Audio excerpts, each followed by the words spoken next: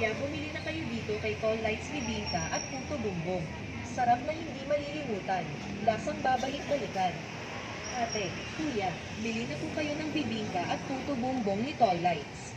Garantisadong mainit, malambot at masarap. Mas masarap pa sa jowa mo. Char!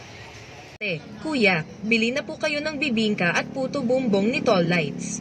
Garantisadong mainit, malambot at masarap. Mas masarap pa sa jowa mo. Char!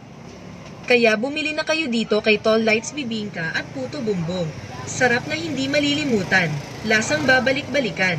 Kaya bumili na kayo dito kay Tall Lights Bibingka at Puto Bumbong. Sarap na hindi malilimutan. Lasang babalik-balikan. Ate, kuya, bili na po kayo ng bibingka at Puto Bumbong ni Tall Lights. Garantisadong mainit, malambot at masarap. Mas masarap pa sa jowa mo. Ate, bibingka yan? Ayan, wow.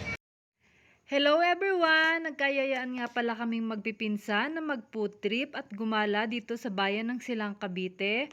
Ang pilihan ng sari-saring kakanin, syempre, hindi mawawala ang pangunahing pagkain, kakanin, ang bibingka at ang bungbong na ipinagmamalaki ng Silang Cavite. Dito namin napiling bumili sa bibingkahan ni Tall Lights. Mayroong regular at special na bibingka at mayroon ding bungbong.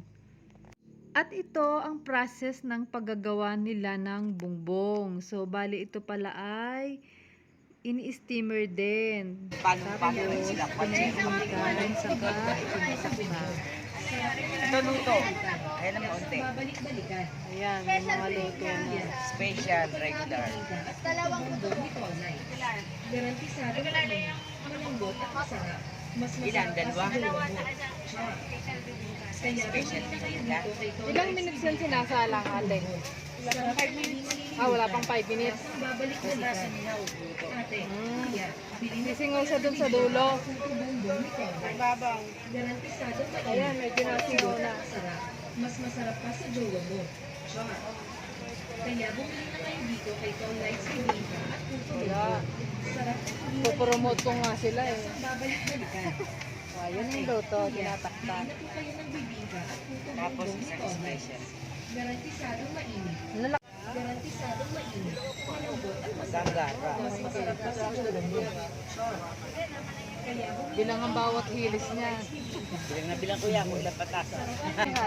Sari-sari naman talaga ang mabibili mo dito. Mayroon ding ulam, kanin, mga Puto Bumbong ni Tall Lights. sari-saring street food. Siyempre, ang pinaka-trending dito ay ito ngang bibingka at ang bungbong na talaga namang pinipilahan ng mga tao at hindi nauubos ang mga bumibili. May pansitan, may mga kwek-kwek, may buko juice, meron din ditong mga coffee, mga ice cold coffee, siomay, siopaw, mga palamig, shawarma, sari-sari, kung ano-ano pa. Ayan, may mga cheese sticks, may mga fish balls. Ayan, at sari-saring mga ulam.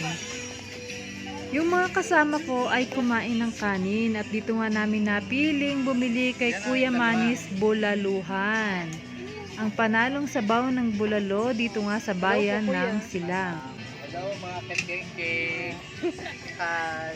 Malumpet. O diba may pabati kay Kakekik si Kuya Manny, ang may-ari ng Bulaluhan.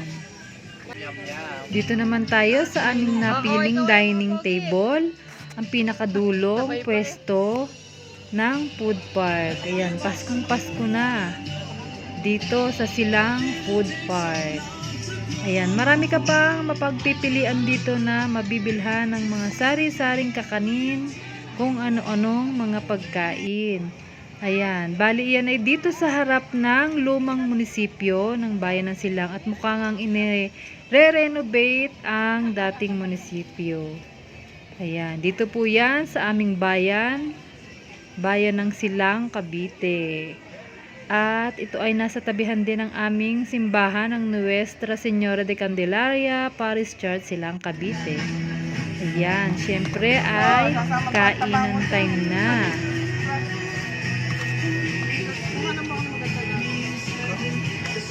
O, kaway-kaway, yung mga higupers. Ito to, kaway naman.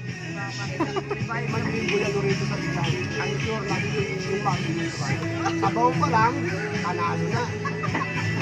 Indo.